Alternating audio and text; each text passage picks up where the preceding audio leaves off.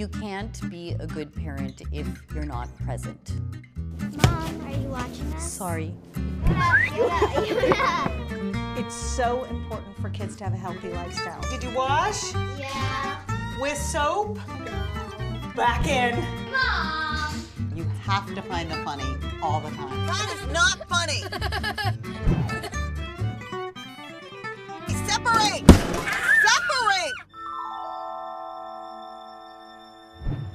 Hi, welcome to Perfectly Imperfect Parents. I am Malika Chopra, and I'm here with my two friends, Dr. Cara Natterson and Danny Modisette. So today we're going to speak about a difficult topic, which is bullying. I feel like bullying's really been in the news a lot, and there have been some very traumatic stories also.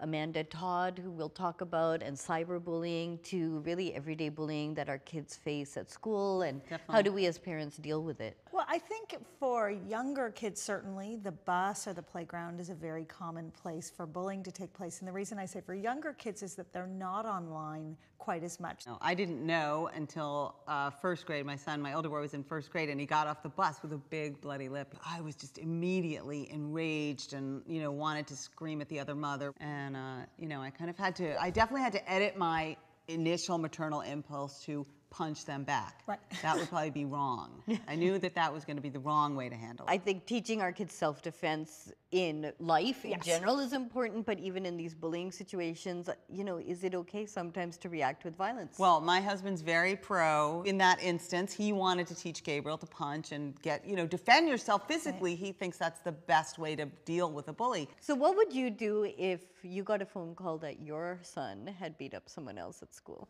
Well, that would be another universe. I would ask, obviously, for details. I would want to talk to the other parent, but, I do feel if someone was in his physical space and threatening him and he defended himself, in my case, I would actually be proud of him because I'd be like, okay, good. So is that condoning violence, or is it, again, obviously, I come from a traditional, which is, you can speak about it, lead by example, but I have to say, if someone's pushing my daughter, I want her to be able to push them back. I don't think that's promoting violence. I don't know, I struggle with it. If your child's in an altercation on the playground, I just personally think using words is a far more effective strategy.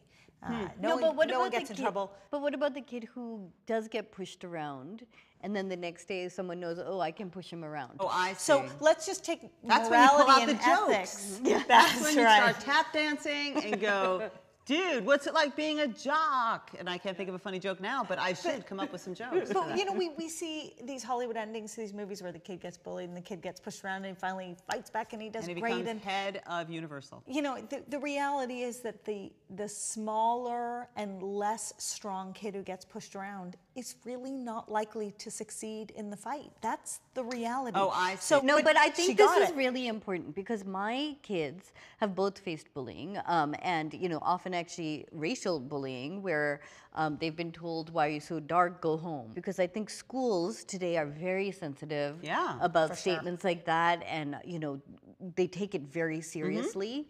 And often what they will do is to ask the parent. The parent of the bully. The parent of the bully. And the parent will call me and be like, I'm so horrified that my child did this. And then we've had the situation where the bully is actually a child who's taking out home unhappiness on their kids. And so I've been in a situation also where the school has said, oh, well, we will contact the parents. And I realized, you know what?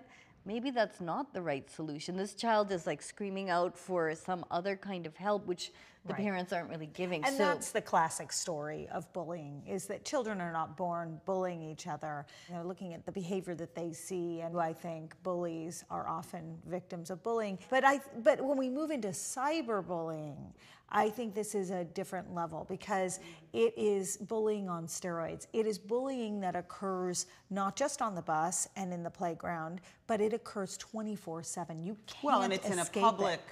It's not just 50 kids on the bus. But there is no break. When these kids develop an online life and an online personality, and they are bullied, there is no respite from it. Whereas when we went to school, Friday afternoon came, and if you had had a bad week or something had happened, you were free and clear till Monday. This doesn't exist anymore. It's really different. Well, and I think we've seen, especially in the cyberbullying situation, the very famous case, the Amanda Todd story, which is just, it's so disturbing. It's very difficult for me to even watch it.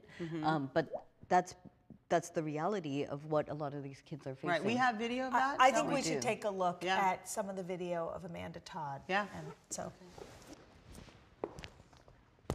And again, this is so difficult actually to watch that sometimes I can't even watch it. No, it's so depressing.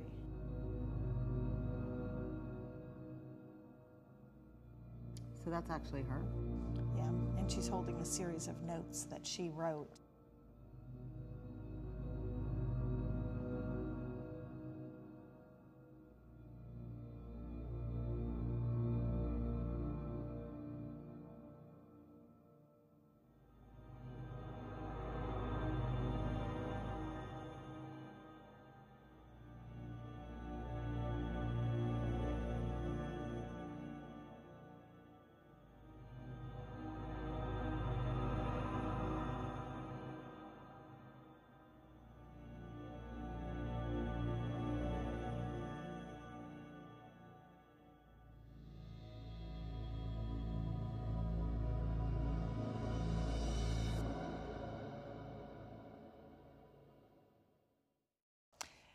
So as horrifying as this video is, what's more horrifying to me is that this is not the only one.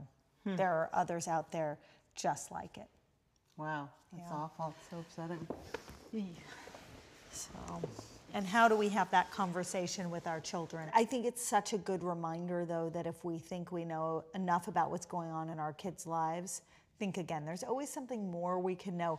There is a level of disconnectedness that comes with growing up and becoming independent, and it is really important that we then try to enmesh ourselves in other ways. And well, and I think at its core, bullying is about humiliating someone else. Right. And what cyberbullying does is it humiliates it on, an exponential level because it's out there.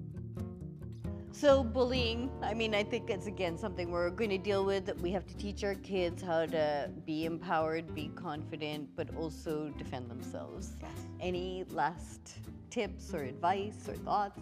Well, I think you have to know your kid and figure out what is the best line of defense for him or her.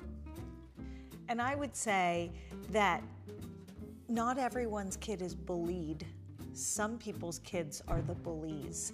And as parents, it is our responsibility to know if that's our kid and to help our bully child understand why it's not acceptable behavior and why it needs to change. I think, again, it comes to empowering our children to feel confident in who they are so that they always feel like they should stand up for themselves. So, great show, a hard topic, and we would love to hear from all of you how you've dealt with bullying in your family. Have your kids been bullied? Have your kids been the bully? How do you respond? So make sure you're subscribed to the Chopra Well, share your comments, and thank you as always for watching Perfectly Imperfect Parents.